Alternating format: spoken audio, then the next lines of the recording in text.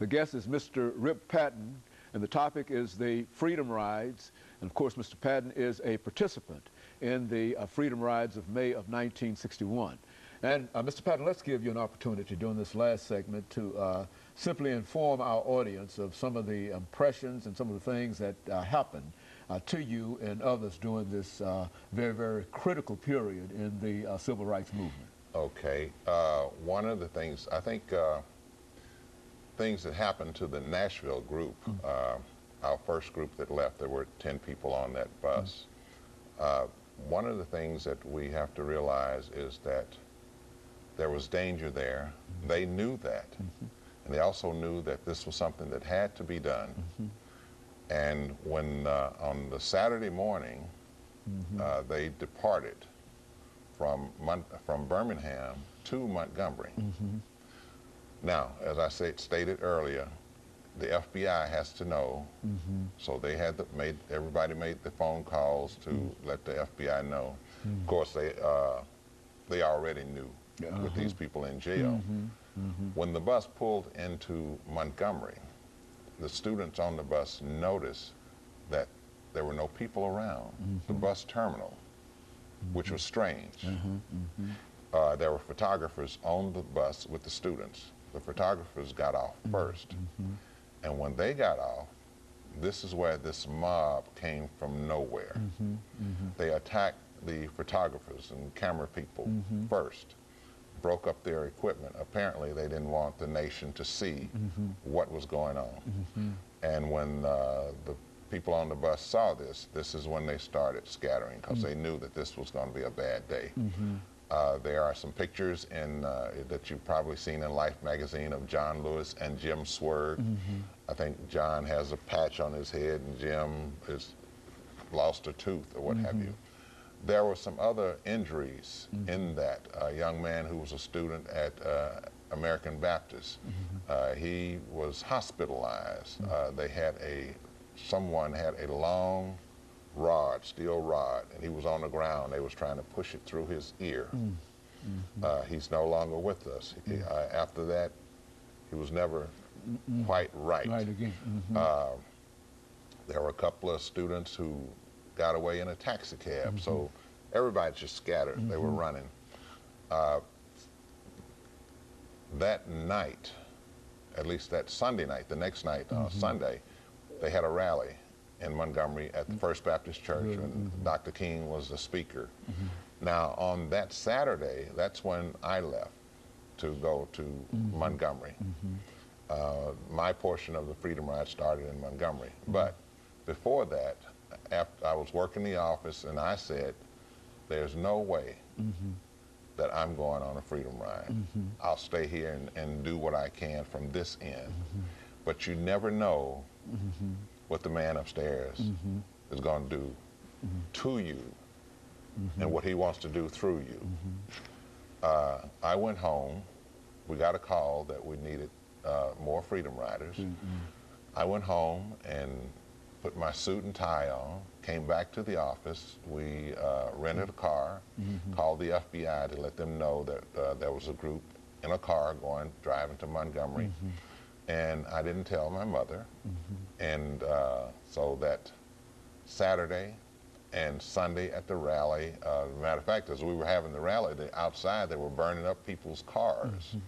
And the next morning, Monday morning, we were planning who would be on what bus.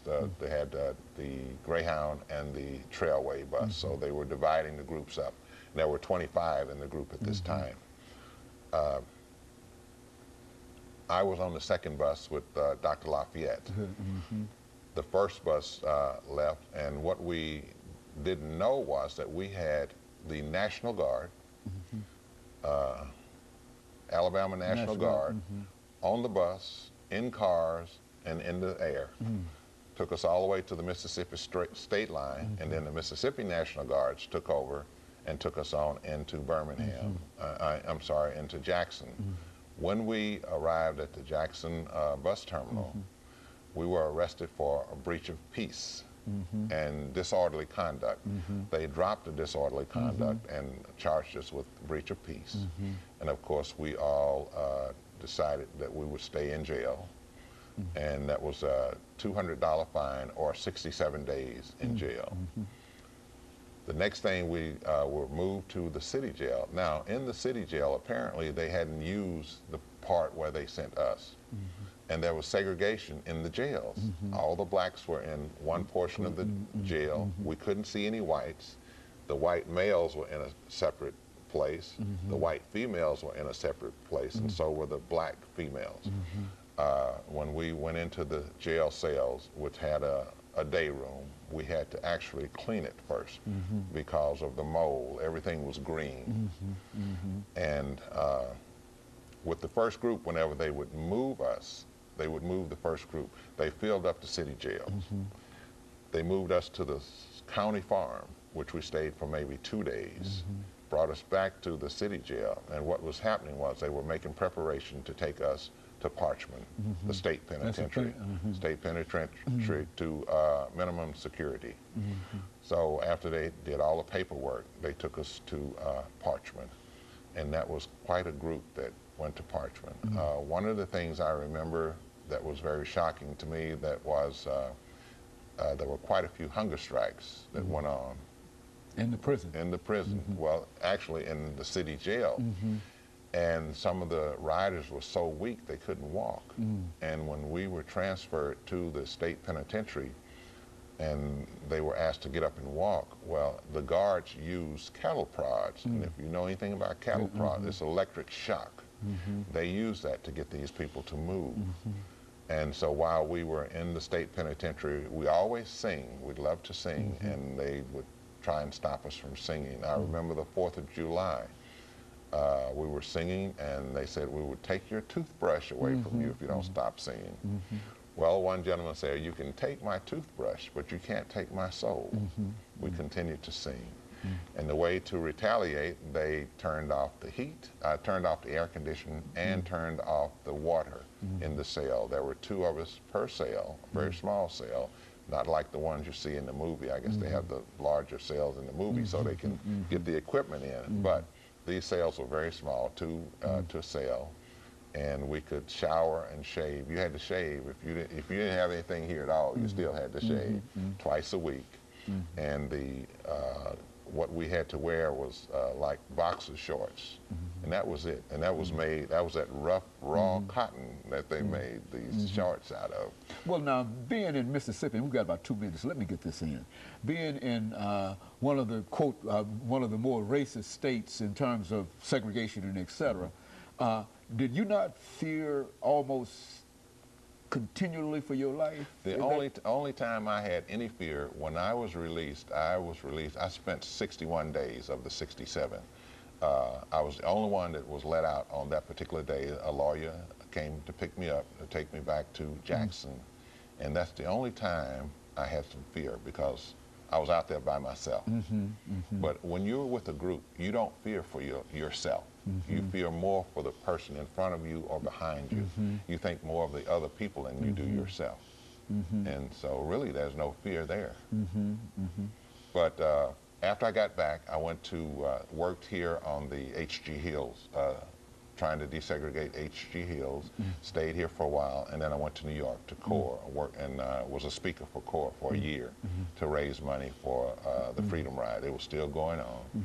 And that's what I did. And then I came back to Nashville, and I was one of the 13 that was expelled from Tennessee State University. We filed to get back in school, and they admitted us back, but I went back for 2 or 3 quarters, and things just didn't seem right to me. And so I don't mind saying that I was one of those that didn't finish. Yes. But the university, as well as the state and the nation, owes a great debt of gratitude to you and others who had the kind of courage, Mr. Patton, to really walk into the mouth of the lion. You see, because I think people who understood, and I think all of the riots and the burning of the bus and the burning of the cars and et cetera, is an indication of the kind of intensity that was associated with this, and especially when you infer that the FBI might be in cooperation with this, and, Yes. and to at the same time get on a bus and drive down into the mouth of the lion. It really deserves greater recognition. And let me thank you for coming by. And, You know, and I giving have us a little that, something for you.